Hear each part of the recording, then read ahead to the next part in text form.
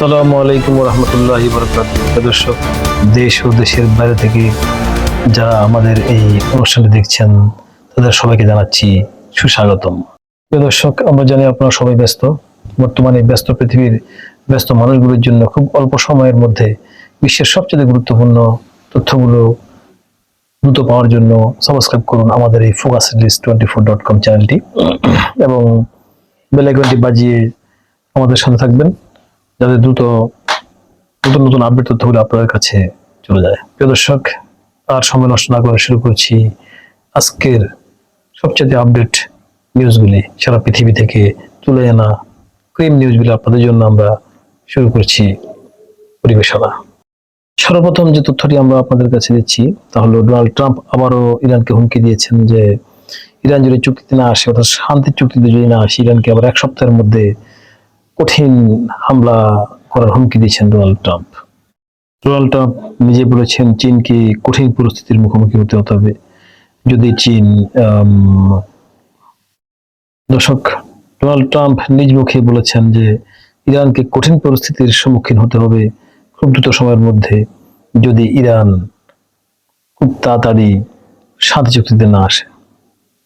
দর্শক, ডোনাল্ড ট্রাম্পের ধরনের বক্তব্য আগে থেকেও ইরান শুনে আসছে এবং ইরান তার প্রতিবাদ জানিয়ে আসছে।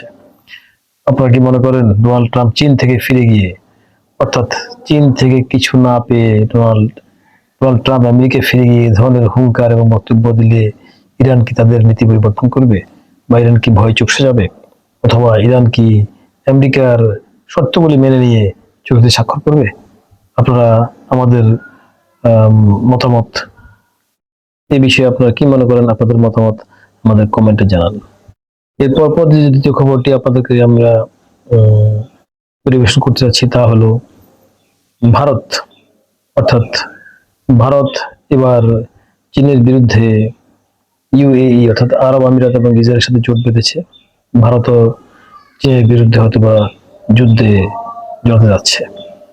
প্রিয় দর্শক, এবার আমরা দ্বিতীয় খবরটিতে যাই। দ্বিতীয় যে সবচেয়ে গুরুত্বপূর্ণ খবরটি তা হলো, ভারত এবার ইরানের বিরুদ্ধে আরব আমিরাত এবং ইসরায়েলের সাথে জোট বেঁধেছে। সম্প্রতি তারা হয়তোবা ইরানের বিরুদ্ধে আরব আমিরাত এবং ইসরায়েল, বাহরাইন, কুয়েত এই সমস্ত রাষ্ট্রের সাথে জোট বেঁধে ইরানের সাথে সরাসরি যুদ্ধে লিপ্ত হতে পারে। দর্শক, যে ভারত এতদিন ইরানের সাথে বিভিন্ন রকমের ব্যবসা বাণিজ্য চালিয়ে আসছে, স্থলপথে এবং নৌপথে, ইরানের তেল কিনে, কম টাকা ইরান থেকে তেল কিনে ভারতের তেলের বাজার যে খুব বড় ধরনের লাভের বাজার হিসেবে পরিণত করেছে। বছরের পর বছর ধরে ইরান থেকে ভারতের তেল কিনেছে। ইরানের উপর নিষেধাজ্ঞা সত্ত্বেও ভারত বিভিন্ন সিস্টেমে বিভিন্নভাবে ইরান থেকে কিন্তু তেল কিনেছে। এদিকে ভারত লাভবান হয়েছে খুব বেশি, ইরান যে লাভবান হয় তা না, ইরান লাভবান হয়েছে। তবে ইরান কম দামে তাদেরকে তেল দিয়েছে, রাশিয়ার মতো। সেই ভারত এতদিন পর্যন্ত ইরান থেকে সুবিধা নিয়ে এখন যদি ইরানের বিরুদ্ধে সরাসরি যুদ্ধে দাঁড়ায়, তাহলে বিষয়টা কেমন হতে পারে? দর্শক, আপনারা মন্তব্য করুন। দর্শক, গেল দুদিন আগেই ভারতে এসেছিলেন ইরানের পররাষ্ট্রমন্ত্রী আব্বাস আরাকচি। তিনি এখানে ব্রিক্স সম্মেলনে যোগ দিয়েছিলেন। ব্রিক্সের যে সমস্ত রাষ্ট্রগুলি, অস্ট্রেলিয়া সহ যারা এখানে এসেছে, ভারতে যারা বসেছিল, তাদের একটা সম্মেলন। এই সম্মেলনে আব্বাস আরাকচি এসে স্পষ্টভাবে কোনোভাবে হুঁশিয়ারি করেছেন যে ব্রিক্সের মধ্য থেকে অনেক রাষ্ট্র বিনা কারণে অন্যায়ভাবে ইরানের বিরুদ্ধে বিভিন্ন রকমের প্রোপাগান্ডা ছড়াচ্ছেন এবং ইরানের বিরুদ্ধে আমেরিকাকে সহযোগিতা করছেন, যেটা ইরান খুব মারাত্মকভাবে ইরান আহত হয়েছে এবং ইরান এবারে খুবই ব্যথিত এবং ইরান এটা কখনো বরদাস্ত করবে না ভবিষ্যতে। দর্শক, আব্বাস আরাকচির সাথে ব্রিক্সে আরো অনেক বিষয় নিয়ে কথা হয়েছে। আব্বাস আরাকচি যখন ইরানে ফিরে যান, ঠিক তার দুদিন পরেই ভারতের তরফ থেকে এ ধরনের কর্মকাণ্ড বিভিন্ন মিডিয়া আসলো। প্রিয় দর্শক, ভারত এমন কাজ করুক ইরানের বিরুদ্ধে যে আরব আমিরাত, বাহরাইন, কুয়েত এবং ইসরায়েলের সাথে জোট বেঁধে ইরানে হামলা করুক, এটাকে আপনারা চান? প্রিয় দর্শক, বা যদি ভারত এই ধরনের কাজ করে আপনাদের কাছে কেমন লাগবে, বিষয়টা কেমন হবে, আপনাদের মন্তব্য আমাদের কমেন্টে জানান। প্রিয় দর্শক, পৃথিবী এখন দুটো বলয়ে ভাগ হয়ে যাচ্ছে। বিশ্লেষকরা মনে করছেন একদিকে চীন, রাশিয়া, ইরান, এই তিনটি রাষ্ট্রের সাথে অনেকগুলি রাষ্ট্র যোগ হতে যাচ্ছে। অপরদিকে আমেরিকা, ইসরায়েল সহ বিভিন্ন দেশ একসাথে হয়ে সেটা আরেকটি বলয় তৈরি হচ্ছে। কেউ মনে করছেন এতে পৃথিবীতে একটা ক্ষমতার ব্যালেন্স তৈরি হবে, আবার কেউ মনে করছেন পৃথিবীতে আবার শুরু হবে যুদ্ধ বিগ্রহ। বিশেষ করে ইসলামিক চিন্তাবিদরা বলছেন পৃথিবীর আয়ু প্রায় শেষ, অর্থাৎ শেষ আয়ুর শেষ ভাগ চলছে এখন। এবং এই পরিস্থিতিতে, এই সময়ে এসে পৃথিবীতে বিশাল একটা মালহামা হওয়ার কথা আছে রাসূলের, অর্থাৎ প্রিয় নবী মুহাম্মদ সাল্লাল্লাহু আলাইহি ওয়াসাল্লামের বাণী অনুসারে। হয়তোবা তার সূচনা ঘটতে যাচ্ছে এই ইরান আমেরিকা যুদ্ধে। কারণ বিশ্বযুদ্ধ লেগে যাওয়ার খুব কাছাকাছি, খুব স্পর্শকাতর জায়গায় চলে এসেছে বিশ্বযুদ্ধ। একদিকে ইরান, রাশিয়া, চীন বলয়, অন্যদিকে আমেরিকা, ইসরায়েল বলয়।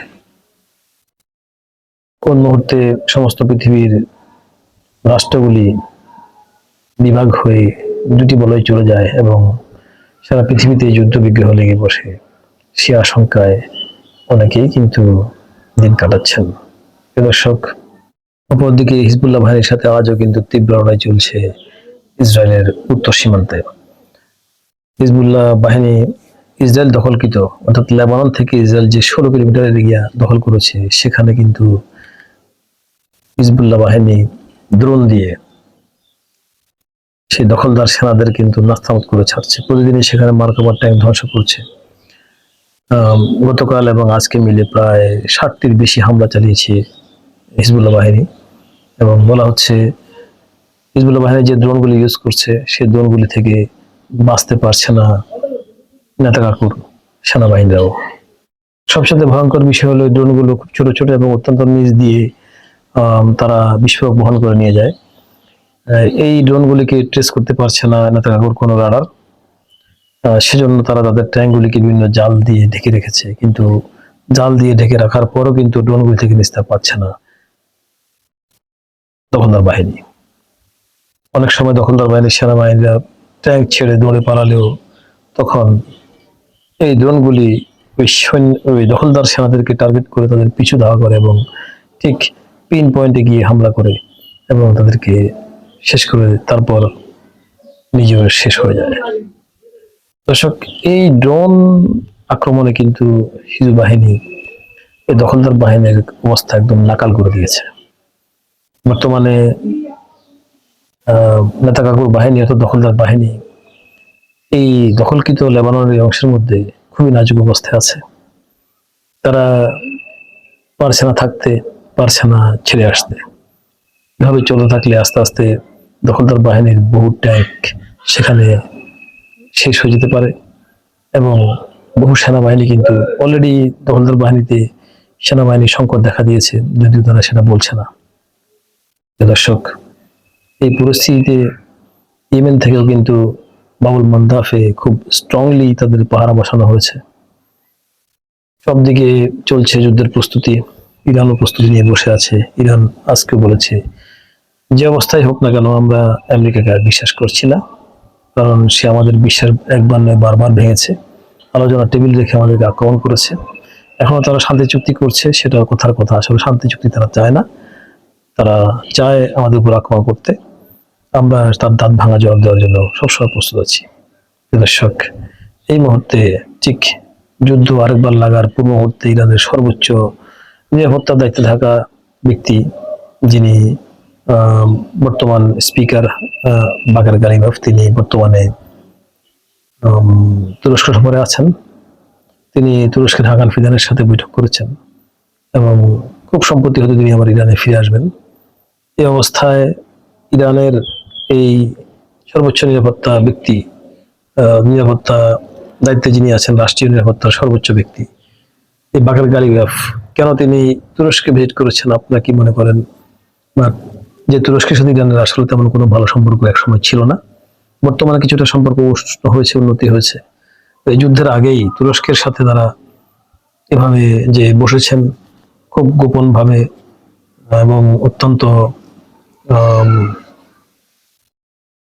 গুরুত্বপূর্ণ বিষয় নিয়ে তারা সেখানে হয়তো আলোচনা করছেন বলে অনেকে ধারণা করছেন। দর্শক, এই তুরস্কের যাওয়া নিয়ে কিন্তু অনেক কথা হচ্ছে চতুর্দিকে।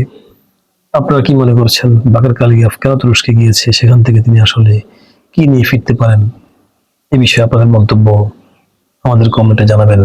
দর্শক, আজ এ পর্যন্তই এবং ভবিষ্যতে আরো নতুন তথ্য নিয়ে আপনাদের সামনে হাজির হব।